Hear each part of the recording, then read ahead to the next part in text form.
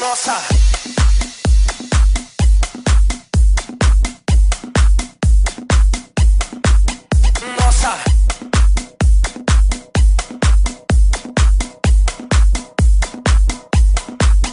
Nossa.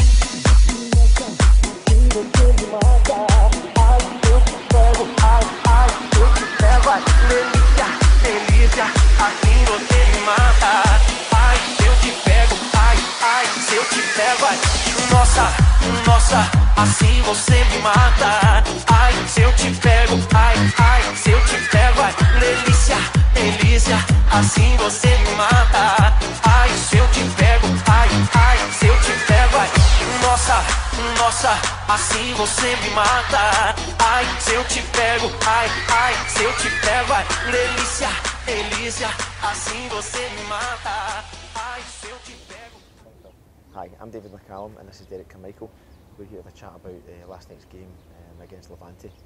We'd set up to play the game probably a little bit sooner than what we'd like to have, simply due to their playing commitments from their own league programme. That said, we managed to get two training sessions the day before and then one training session in the morning of the game. Really simply just to try and kind of put our thoughts into how we wanted the game to go, how we wanted to play when we had the ball and how we wanted to play when we didn't have it. We're trying to focus a little bit more with playing with two strikers. So that's been a wee bit different from the lads, simply due to the fact that for the most part they've played 4-3-3 over the last couple of years. So we're just trying to bring something different for them to learn from, and hopefully, you know, if something used going forward, it'll be easier for them to adapt to it.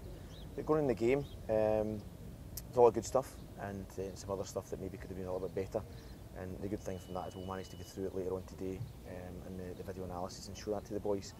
I think, you know, tactically off the ball we worked quite hard and we got our shape, and it was a lot easier to make it difficult for Valente to get through us, albeit we have lost we've lost the game 3-1, but you know, each of the goals that we lost we felt we were very easily avoidable.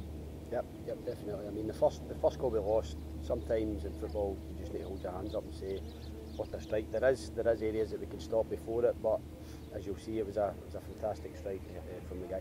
The second couple of goals, yep, we've spoke to the boys and we know where the issues lie with that, but I think, as we said, the shape tactically we were fine, we were happy. We're always going to probably surrender a bit more possession to the Spanish side. So they like to keep the ball, in their own half, but I thought the fact that we're trying to press them high, we got success from that as well, and I don't think they caused us that many problems. I think the shape was good and they were definitely taking on board what we were looking for. I think the two other goals out with the one that we described as a wonder goal. The first one, we felt that, you know, something that we spoke about to all the group, that when a 1-2 is getting played, the players have got the tendency to follow the ball as opposed to the danger, which is the man that's just, you know, played the initial pass. So we spoke about that, and hopefully that's something we'll eradicate and try and get through to the boys over this period of time. And the third one after that came from a corner, short corner. We never got out quick enough to it. The boys put in a decent delivery, but we felt again that when the ball came in that we could have dealt with the ball when it landed in the box a little bit better than what we did. So they were avoidable. We scored, you know, from a free kick that we'd worked on in training as well, which was pleasing. So there's certain aspects of it. There's good patterns of play within it as well, which they've tried to replicate again. But we know when we did the sessions that we had and the slight change to what we're asking them to do, we knew that it was going to be, like, you're not going to get everything right away. So we've got another couple of games coming up over the next 9 days that we would hope to be able to see that a little bit more fluently throughout the course. But so far, you know, the boys are applying themselves very well. The result, whilst we obviously don't like getting beat, it's not the most important thing. It's about trying to see things that we, you know, have asked them to do within a training session be replicated in the game itself. And we know it's much more difficult when you've got the competitiveness. The game itself, they had two teams. As we felt, the first half they were a little bit more physical, a little bit stronger. The second half a little bit probably more relative to the size of the players that we have. So that probably made it a little bit easier to compete. But that's what happens. We come out here to try and find a different level of opposition and a different way of playing and challenge ourselves in that area, and it's really good for the coaches as well. Yeah, definitely. I mean, the first half was definitely the physicality of their side, I think we're talking probably at least 18s, 19s. Possibly. They claimed it wasn't, but I think for the second half was more physically of our age. But as we say, that we've had a look at the video and stuff, and it's good to be able to go through it with the players. The fact that it wasn't just one mistake that causes a goal, so it's different areas. So it's not just one guy's responsibility. Before it gets to where the ball goes in the net, there's probably 5 or 6 areas that we can improve on to stop that goal. So that's invaluable for us as coaches to use that out here. But as I've said, I think that the shape we had, we weren't pulled out of position. We dealt well with the way they played. We spoke to the guys about the Spanish teams will probably rotate in certain positions. We worked on that beforehand. I thought we dealt with that absolutely fine. So it was just, again, if we can take out these individual errors in the game, I think we would have been well in the game. And the second half, I felt we came more in, probably dominated the majority of the second half without actually creating any real clear-cut chances. But it was definitely encouraging for the first game.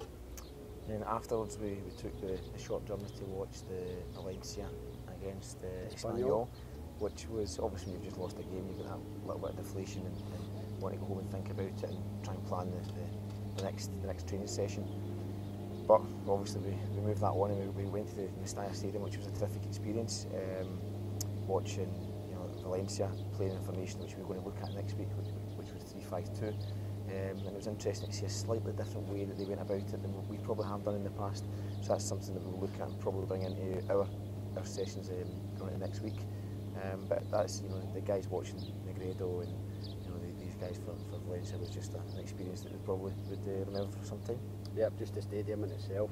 It was an incredible stadium. Although it wasn't full, the boys had an absolutely fantastic time. The seats we had were great. You could see absolutely everything. The seats some of us had were great.